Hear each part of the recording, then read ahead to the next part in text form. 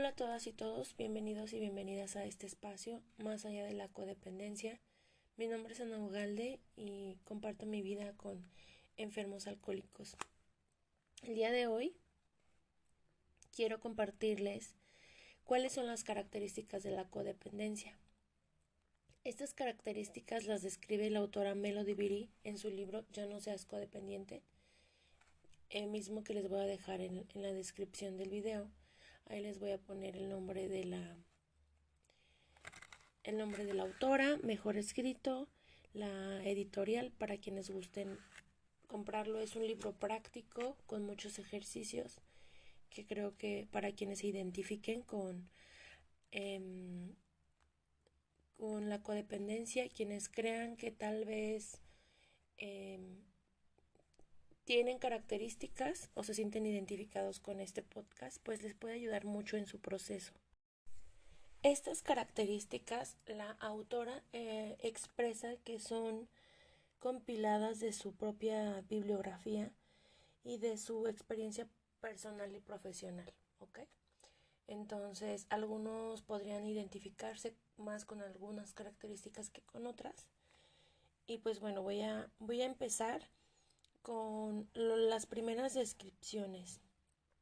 Y dice así: los codependientes pueden pensarse y sentirse responsables de otras personas, de los sentimientos, pensamientos, acciones, elecciones, deseos, necesidades, bienestar, malestar y destino final de otras personas.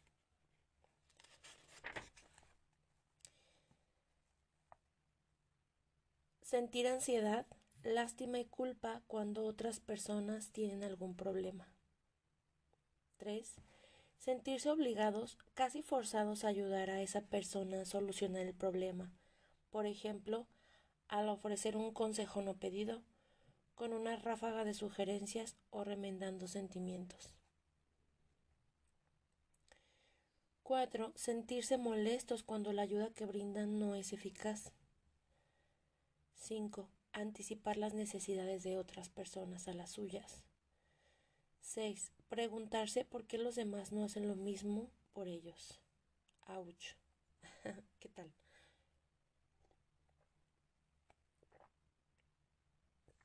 6. Descubrirse diciendo sí cuando en realidad querían decir no, haciendo cosas que no querían hacer, trabajando más de lo que en justicia les corresponde y haciendo cosas que los demás son muy capaces de hacer por sí mismos.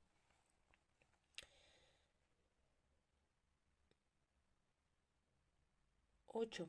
No saber qué quieren o qué necesitan, y si lo saben, decirse a sí mismos que lo que quieren y necesitan no es importante. Tratar de complacer a otros en vez de a sí mismos.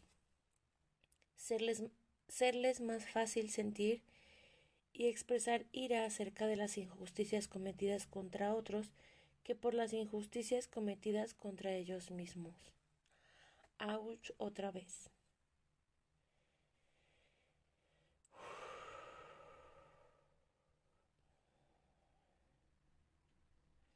La que sigue, sentirse más seguros al dar. Sentirse inseguros y culpables cuando alguien les da a ellos. Sentirse tristes porque pasaron sus vidas enteras dando a los demás y nadie les dio a ellos. Sentirse atraídos por gente necesitada. ¿Qué tal? Está intenso, ¿verdad? Descubrir que atraen a gente necesitada. Sentirse aburridos, vacíos y sin valor si no tienen una crisis en su vida, un problema que resolver o a alguien a quien ayudar. Abandonar su rutina para responder o para hacer algo por alguien. Comprometerse en exceso. Sentirse asolados y presionados. Creer muy dentro de sí que de alguna manera otras personas son responsables de ellos. Echarle la culpa a otros por el estado en que se encuentran. Decir que otras personas hacen que los codependientes se sientan como se sienten. creer que otras personas los quieren volver locos, sentirse enojados, victimados, menospreciados y usados, descubrir que otras personas se impacientan o se enojan con ellos por tener las características anteriores. Híjole, ¿qué tal? Está muy intenso, ¿verdad? Esta primer lista, por supuesto que me hace mucho sentido en mi propia vida antes de empezar mi proceso de recuperación y aún cachándome ya en un proceso de recuperación, por supuesto. El estar totalmente desconectada de mí misma, el no vivir totalmente como en el afuera, ¿no?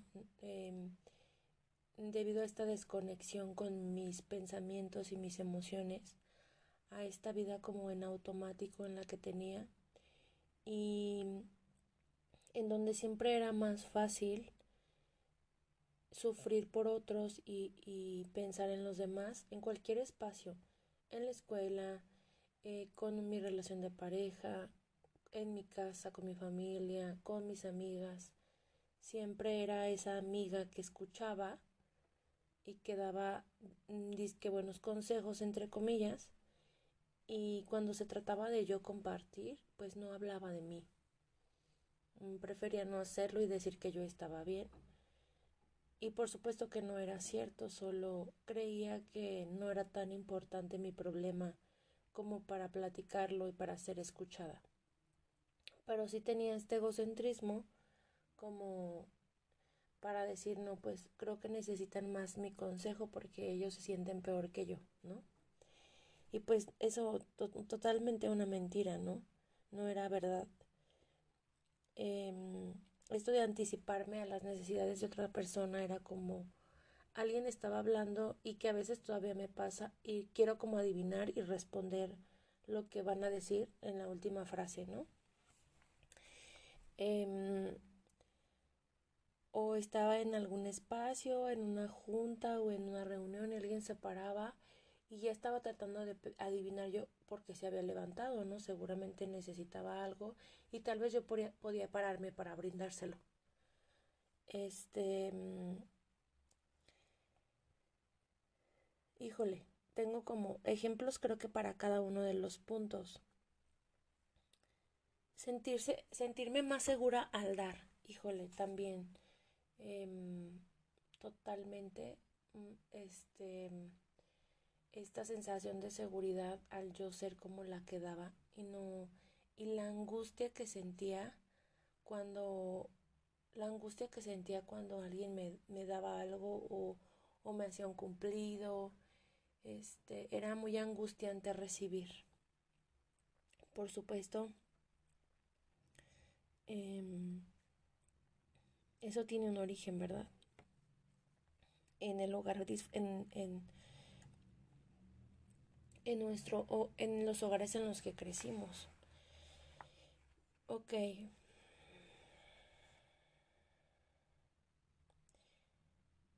El, Curiosamente también sentirnos atraídos por personas necesitadas me parece también una de las más fuertes. Pareciera que el cosmos, el universo, Dios, no sé, como que la energía nos conectamos con ese tipo de,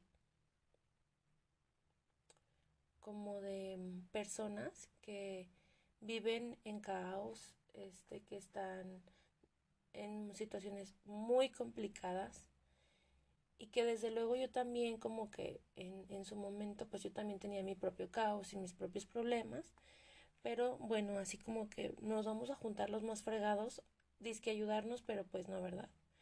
Este, nada.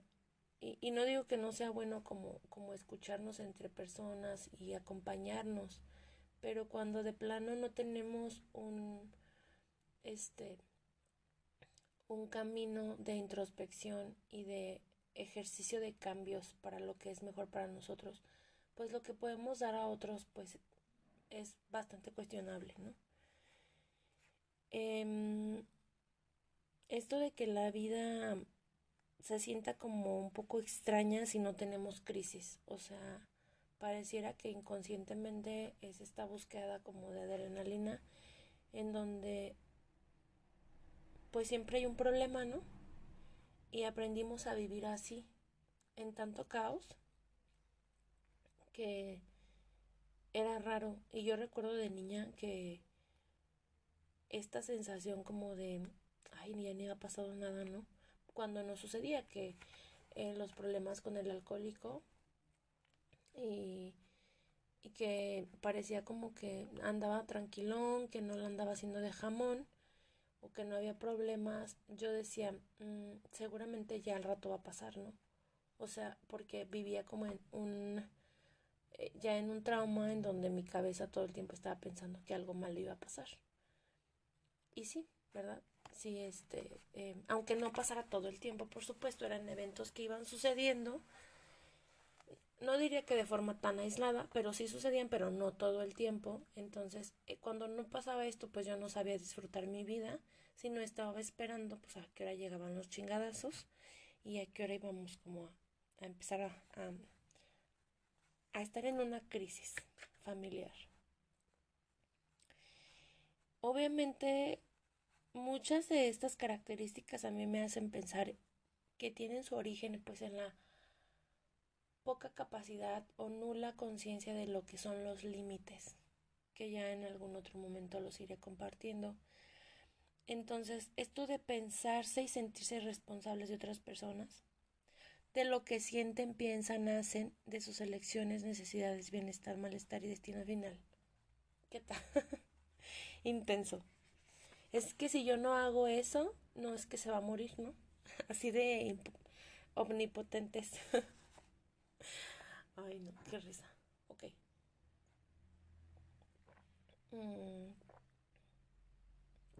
a mí me pasa esto mucho en mi trabajo, esta característica que en mi trabajo yo doy acompañamiento a personas en situación de vulnerabilidad.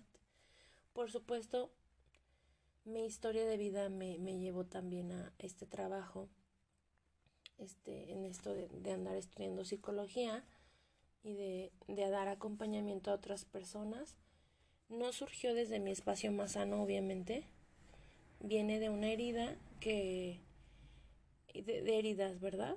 Entonces, bueno, ya en este proceso he hecho como un camino de ir reparando para mí y mirarme a mí, ¿no? Y de compartirme y acompañar desde un espacio más responsable y que sigo en mi proceso de recuperación. Por eso la recuperación es solo por 24 horas, ¿no? No es como que un día me siento totalmente recuperada y ya no necesito nada de herramientas, no necesito, no, ¿verdad? O sea, nadie está ya cocinado totalmente. Estamos en este camino, en esta vida y van sucediendo cosas. Pero bueno, volviendo a por qué a esta carrera, ¿verdad? Entonces, y a mi trabajo, el ejemplo de mi trabajo, a veces me sucede esto, ¿no? Como que hago mi trabajo, doy el acompañamiento y muchas veces pues veo muy buenos resultados y digo que es gracias obviamente a las personas, a su disposición al cambio, a la voluntad que tienen para ir, que tuvieron para pedir ayuda, para ir haciendo pequeños cambios en su vida. Y entonces, cuando hay algún caso, algún caso que resulta pues que no va bien, resulta que de nada sirvió que yo acudiera a dar ese acompañamiento. Entonces, ahí me quiere entrar, ¿verdad? Ahora ya con los límites que he aprendido a ponerme a mí misma, pues ya lo gestiono un poco mejor.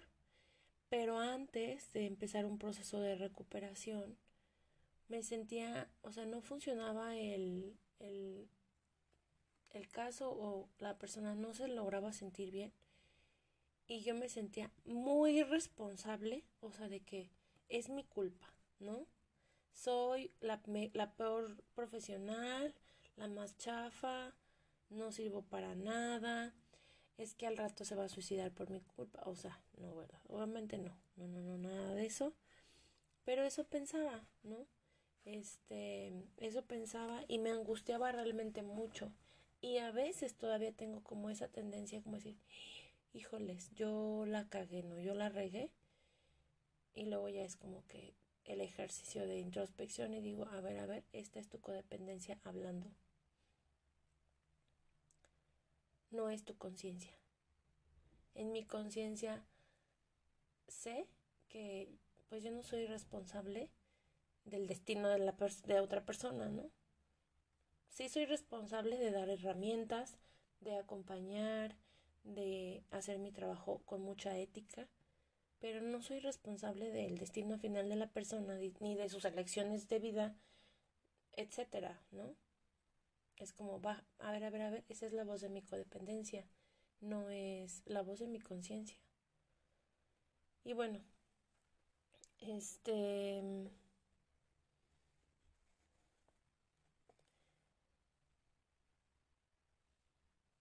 híjole, también el punto número de, ya no recuerdo qué número, pero les es más fácil sentir y expresar ira acerca de las injusticias cometidas con otros que por las injusticias cometidas contra ellos mismos. No, o sea, esta me describe así a morir, ¿no? Yo tengo una herida de injusticia, pues la herida de rechazo y la herida de injusticia son como mis top, ¿verdad? Así. Entonces, totalmente identificada, ¿no? Yo siempre em, como veía alguna injusticia, desde el compañerito que a otro le pasaba algo y yo, híjole, ¿no? O sea, yo, no, maestro, mire, es que pasó y yo vi y yo de justiciera y yo así de que señalando con el dedo de metiche, ¿verdad? Cuando nadie me pedía ayuda. Pero cuando a mí me pasaban cosas, pues yo no era capaz como de decir, me está pasando esto a mí, ¿no? Tengo miedo, hay una niña que me está haciendo bullying o me está diciendo cosas. No podía hacerlo.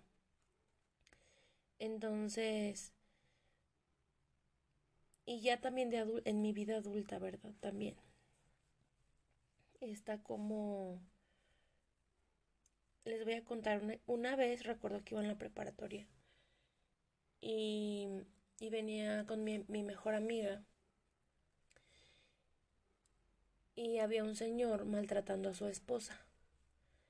Y luego, el señor traía unas tijeras muy grandotas, como de, no sé, para cortar cuero, eran muy grandes. Y como la amenazaban, y le estaba hablando muy, muy feo. Y la señora estaba como gritando. Y la señora estaba como, no, dijo algo, mira, aquí van pasando las muchachas y le van a hablar a la policía y no sé qué, y no sé qué. Entonces yo en pánico, ¿verdad? No saben. O sea, yo en una angustia así increíble porque, porque estaba así yo como muy estresada, muy molesta y yo quería pues roquear al señor, ¿no? Obviamente, pero pues no lo hice. Entonces mi amiga como en ella como de pues no es mi pedo, yo voy a la escuela, yo no voy a llegar tarde por andar ahí. Y yo me esperé, le hablé a la policía, llegó la policía y luego la señora estaba diciendo que no se lo llevaran al señor. Y yo ya tarde en la escuela, yo ya, yo toda mal, ¿no? En mis emociones. Dejé, como no fui a la escuela, no estuve bien en mi escuela todo el día. Y la señora estaba de que no se lo lleven, no. O sea, justo en una ambivalencia, pues misma que yo vivía, que yo en ese momento no me daba cuenta, pero que yo ya había vivido con mis papás, ¿no? Mucho tiempo. Entonces, ay, no, entonces, ahorita ya me da risa, ¿verdad? Pero antes no me daba risa. Y, y yo, ¿qué pedo con la señora, no? O sea, y yo me sentía súper mal porque, pues en la lógica de que se estaba quejando, pues se iba a dejar que se llevaran al señor, ¿no? Pero no, la señora pues muy afectada, obviamente. Entonces, ahí está un ejemplo de cómo me era más fácil sentir y expresar pues mucho enojo y como querer andar de justiciera. Pero no solo me pasó ahí, ¿no? O sea, tuve otras situaciones en donde la vida me decía como de, a ver, mira qué va a pasar, así como de, deja de ser ambulancia y de andar queriendo resolver en donde no te andan llamando, ¿no? O donde a veces la gente quiere que la ayuden, pero no está totalmente lista, ¿no? Solo quiere que la escuchen, pero realmente no quiere hacer cambios.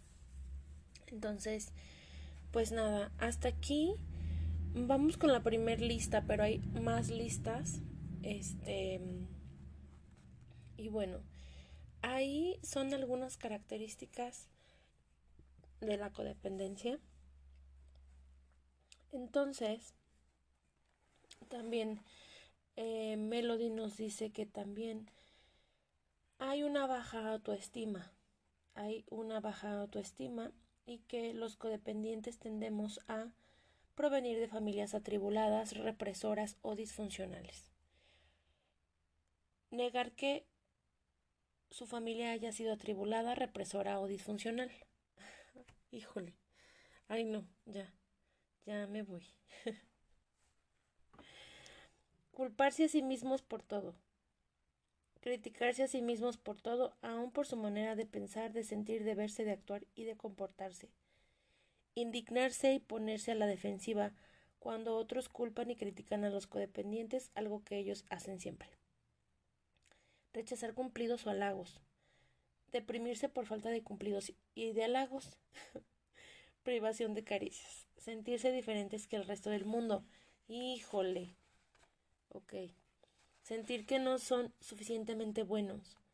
Sentirse culpables por gastar dinero en sí mismos o por hacer cosas innecesarias o divertidas para sí mismos. Ouch. Temer al rechazo. Tomar las cosas personalmente. Haber sido víctimas de abuso sexual, emocional o físico, de negligencia, abandono o alcoholismo. Sentirse víctimas. Decirse a sí mismos que no pueden hacer nada bien. Tener miedo de cometer errores. Preguntarse por qué les cuesta tanto trabajo tomar decisiones. Esperar de sí mismos hacer todo perfectamente.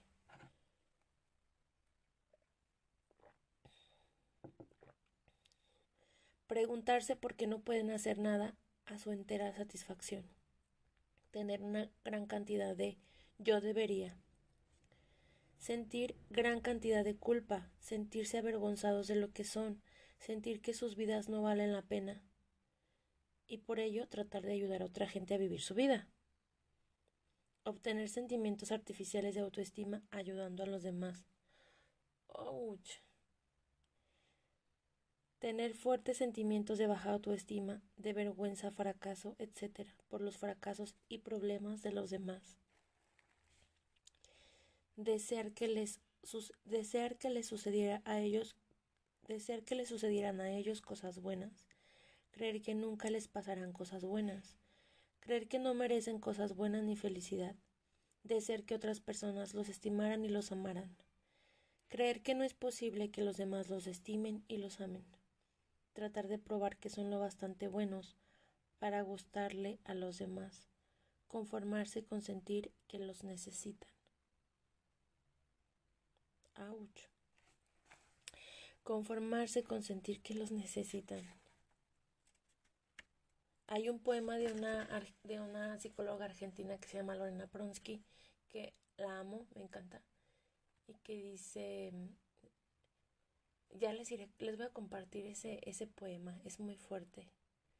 Dice que pues amar no tiene nada que ver con ser necesitado. Ok, bueno, vuelvo. Em, los codependientes tienden a provenir de familias atribuladas, represoras o disfuncionales.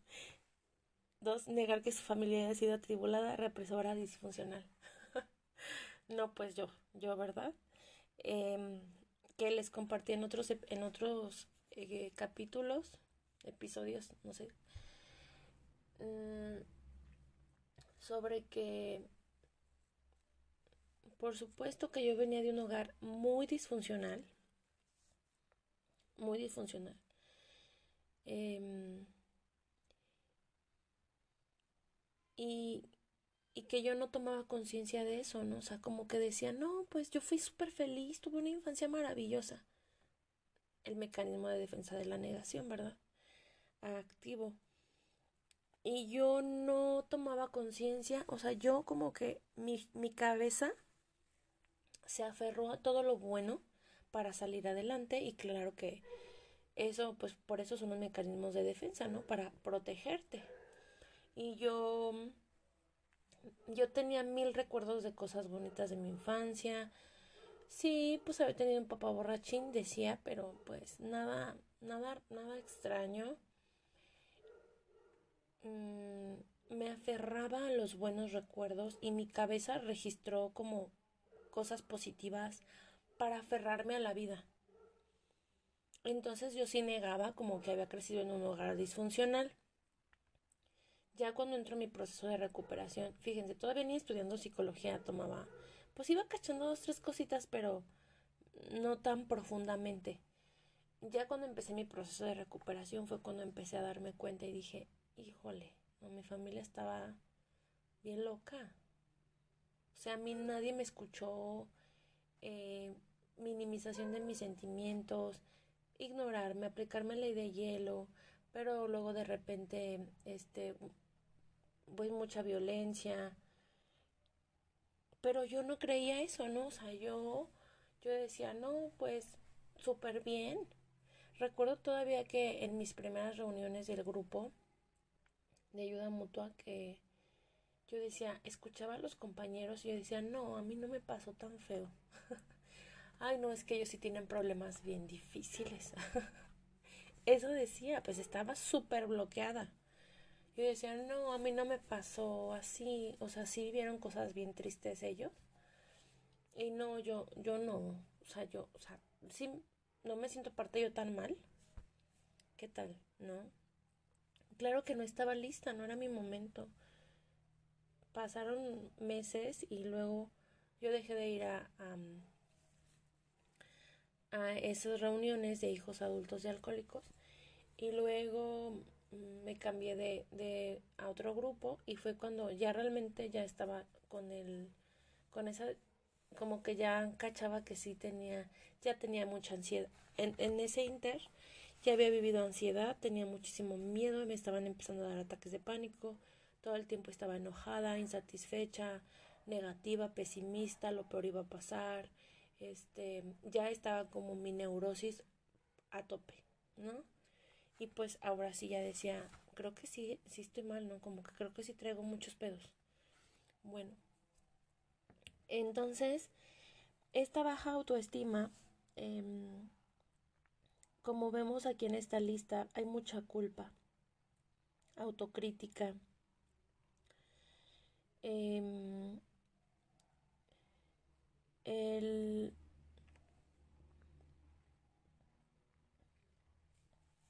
otra vez, ¿no? Él está como represión, no saber cómo recibir el amor de las personas, este, el no sentirte suficientemente bueno, esta parte del rechazo, de miedo al rechazo, muchos miedos obviamente, miedos, culpa, em, desconexión de las emociones, que también nuestra vida gira mucho alrededor de debo de en vez de quiero. hacer tal cosa, ¿no? Siempre es como el mandato de debes hacer esto, debes, la super responsabilidad. Y que hay una desconexión con lo que yo necesito y con lo que yo quiero y con lo que de verdad a mí me gusta, con lo que a mí me hace feliz, ¿no? Em,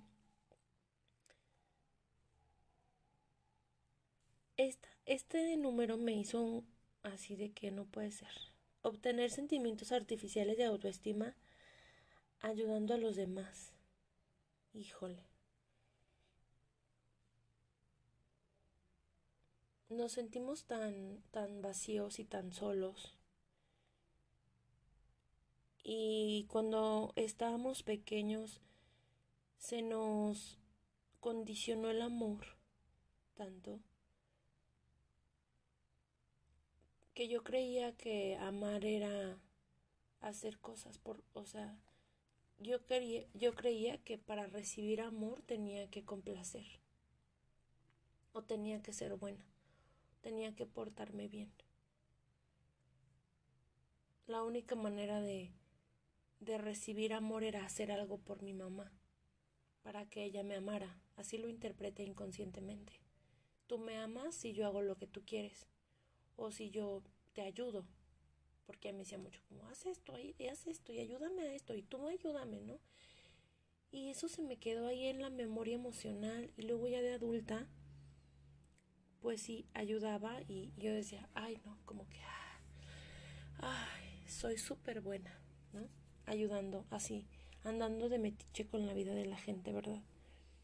Y claro que eso no es una autoestima real, por supuesto que no, porque si tengo la necesidad de hacer algo por alguien, para yo sentirme bien, entonces no es genuino, no es el corazón. Y yo me di cuenta de eso en mi proceso, que casi, casi todo lo que hacía era para sentirme yo mejor.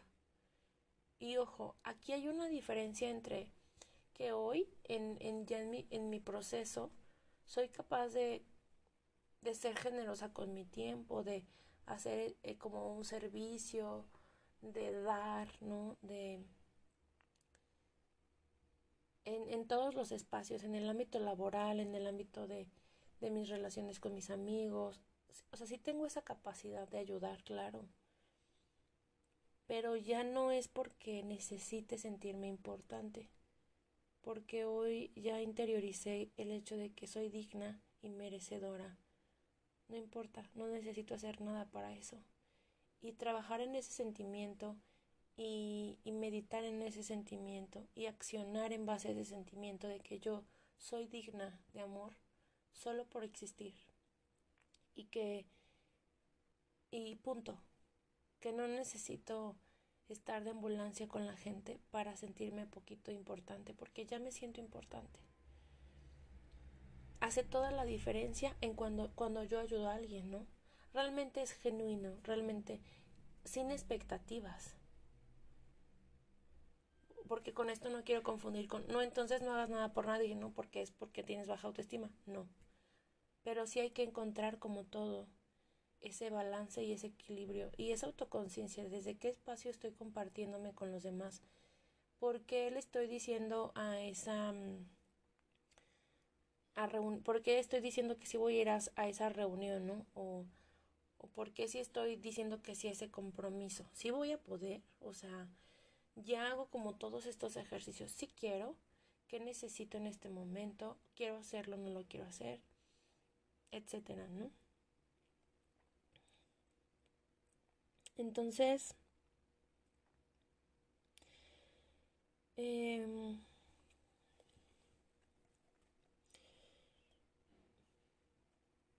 que luego pasa mucho en las parejas también esto de conformarte con sentir que te necesitan. Este sentirte necesitada, que asociamos los codependientes a sentir que eso es sentirnos amados porque nos necesitan. Es fuertísimo y es muy triste, porque entonces la gente te usa y se aprovecha. Y como dice autora Lorena Pronsky, que un día voy a dejar como un capítulo para ese poema. Amar no tiene nada que ver con ser necesitado. Y pues nada. Em,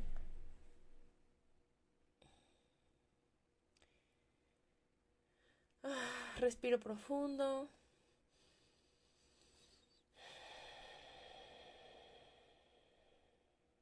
Les invito a tomar una respiración muy profunda en donde se encuentren, en donde me escuchen.